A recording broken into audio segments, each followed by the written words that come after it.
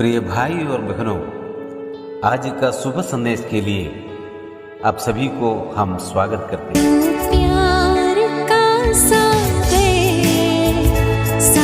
दया का तू है, तू प्यार का सागर दया का तू है। तेरे प्यार के सागर में हम तैरना चाहते हैं। तेरे प्यार के सागर में हम तैरना चाहते हैं। तू प्यार का सागर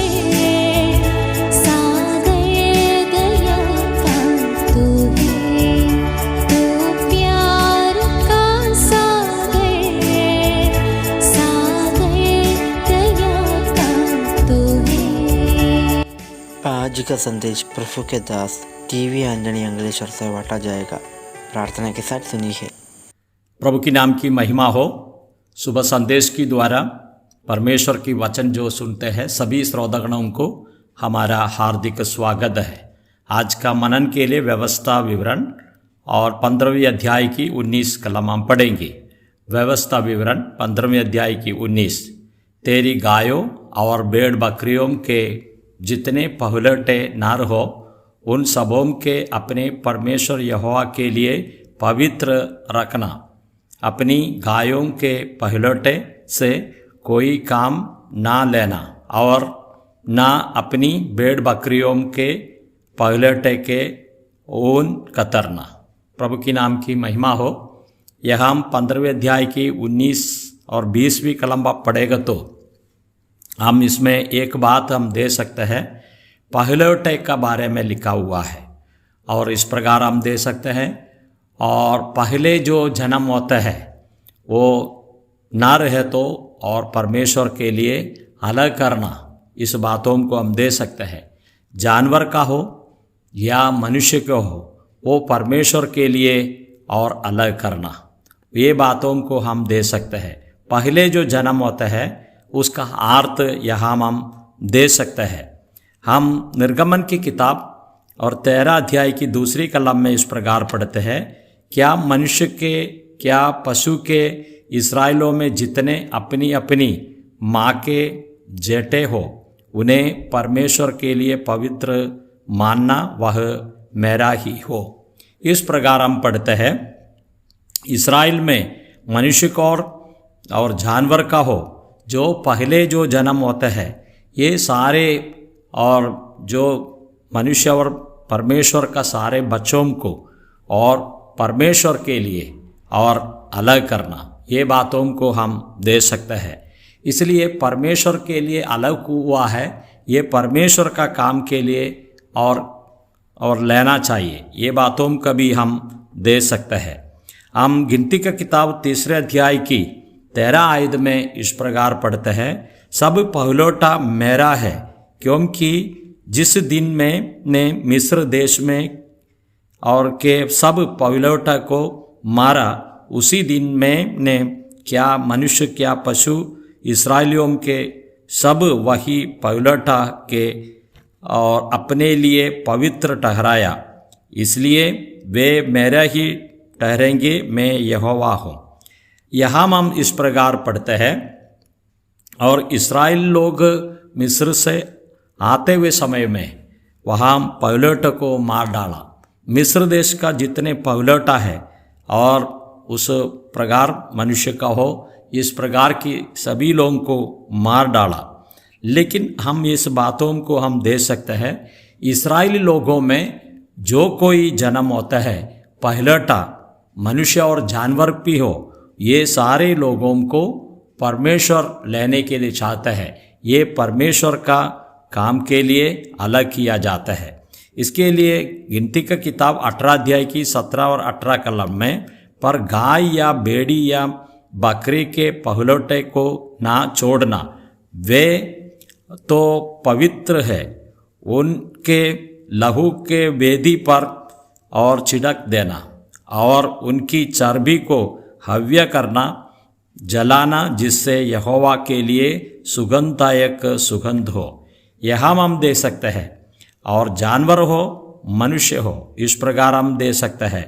तो जो जानवर है तो उसको वहाँ अर्पण करना, उसको अगर उसमें परमेश्वर का योग्य नहीं और अर्पण करने के लिए योग्य नहीं तो हुई, उसके लिए और योग्य रीति से उसको बदला करना है।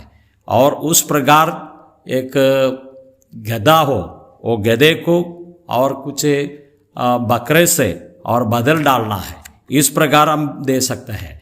इसलिए परमेश्वर पहलेटे को और परमेश्वर के लिए अलग करने के लिए चाहता है। ये बातें हम पुराना नियम में दे सकते हैं, लेकिन नए नियम में इसमें क्या देखते हैं?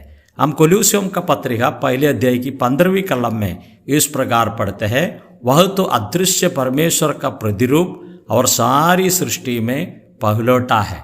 यीशु मसीह का बारे में यहाँ हम दे सकते हैं, उसमें हम दे सकते हैं कि वह तो अदृश्य परमेश्वर का प्रतिरूप और सारी सृष्टि में पहलौठा है।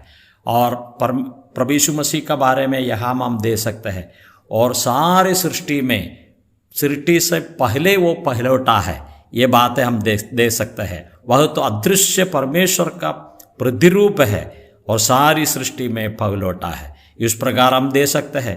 प्रभु यीशु मसीह सारे और लोगों से पहलौठा है, ये बातों को हम दे सकते हैं।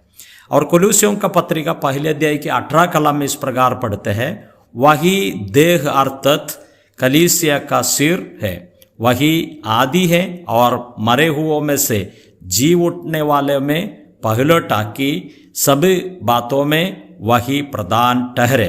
यहाँ हम एक बात हम दे सकते हैं, और प्रभु यीशु मसीह और मृत्यु से पहले पुनरुत्थान हो गया है और उस प्रकार पहले उठा है। ये बातें हैं हम इस कलम में हम पढ़ते हैं।